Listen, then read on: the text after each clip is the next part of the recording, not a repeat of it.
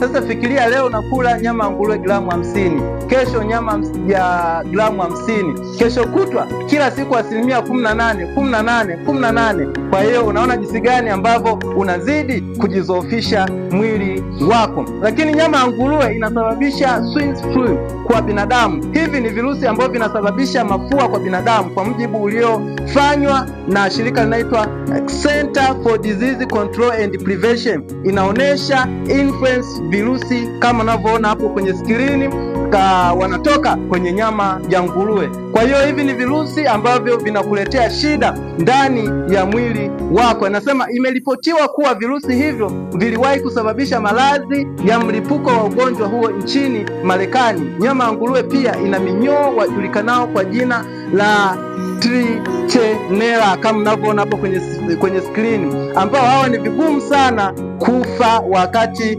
unawapika. Hata ukipika kwa nyuzi 100 hawafi kwa utafiti uliofanywa. Anasema nyama ya nguruwe iliyopikwa kwa nyuzi joto 104 centigrade, 52.37% za hao virusi anasema walibaki kuwa hai. Sasa fikiria nyuzi joto 104.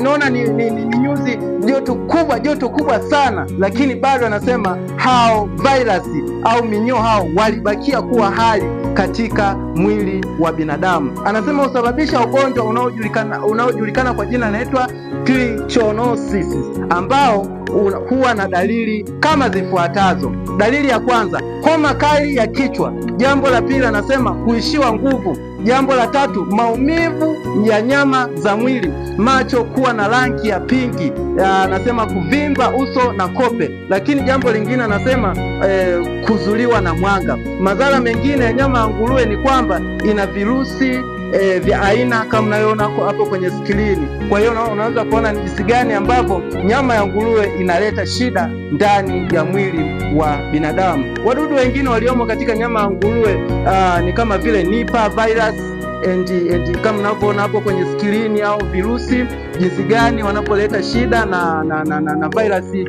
jinsi hao wanavyoitwa. Anasema wadudu wote hao huwa wanaleta madhara kwa mwili wa binadamu. Mbaya zaidi ni kwamba nyama ya nguruwe husababisha maradhi ambayo yana ukinzani au resistance, na dawa za kuzuia bakteria hao hazipo. Kwa hiyo unapokula tegemea kabisa hakuna matibabu ambayo utayapata. Zaidi utapewa tu zile dawa ambazo zinapunguza wale wadudu wasifanye kazi mwilini kwa kasi kubwa, kama wale waathirika wa VVU na ukimwi hawawezi kutibiwa huo ugonjwa, ila wao wanapewa dawa za kupunguza makali wale virus wasiwaletee shida kubwa ndani ya miili yao. Lakini nyama ya nguruwe pia ina minyoo ambayo unaiona hapo kwenye skrini. Kwa mujibu wa shirika la afya lililofanywa duniani, shirika la afya duniani WHO, wanasema minyoo hii unaweza kuipata ikiwa hutapika vizuri nyama hiyo ya nguruwe iliyoathirika. Kwa hiyo unaona jinsi gani ambavyo inakuletea shida. Kwa hiyo sio kwamba ukipika vizuri wataisha, hapana, ila utakuwa umepunguza kidogo sana. Anasema minyoo hii ikiingia katika mwili wa binadamu kusababisha matatizo ya mfumo wa fahamu,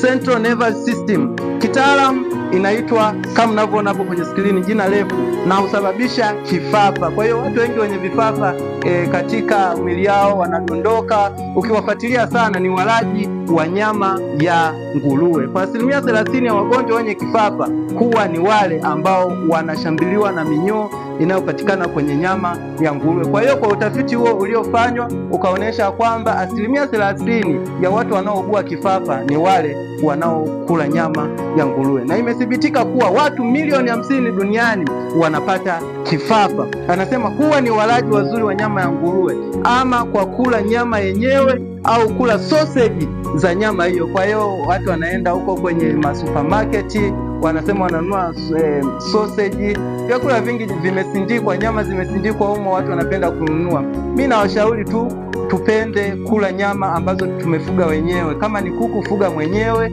kama ni kondoo, fuga mwenyewe ili uchinje. Lakini ukienda kununua nyama zilizosindikwa, unakula na vitu ambavyo vingine uvijui na baadaye vinakuletea shida. Na watu wengi wanapenda sana hii sausage. Anasema kwa hiyo wako hatarini kiafya kuishi miaka michache au kupoteza maisha kabisa.